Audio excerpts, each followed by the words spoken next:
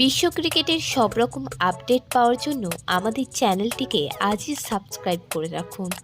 বিশাখাপত্তনমে 2রা ফেব্রুয়ারি থেকে শুরু হচ্ছে ভারত ইংল্যান্ড দ্বিতীয় টেস্ট ম্যাচ। দলে ডাক পেয়েছেন সরফরাজ খান এবং সৌরভ কুমার। ইংল্যান্ড লায়ন্সের বিরুদ্ধে সরফরাজ দারুণ ব্যাটিং করেন, সেঞ্চুরি হাঁকান। ঘটনাক্রমে যেদিন সরফরাজ সেঞ্চুরি হাঁকিয়েছিলেন সেদিনই অনূর্ধ্ব-19 বিশ্বকাপের শতরান পান সরফরাজের ভাইও। রান পাওয়ার ফল পেলেন সরফরাজ, জাতীয় দলের দরজা খুলে গেল তার সামনে।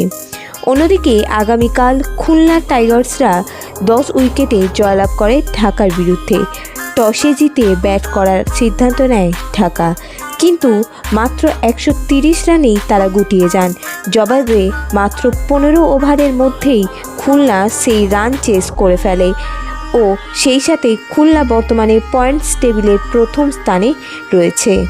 ভিডিওটি ভালো লেগে থাকলে বাংলার ক্রিকেট চ্যানেলটিকে অবশ্যই সাবস্ক্রাইব করে দিন।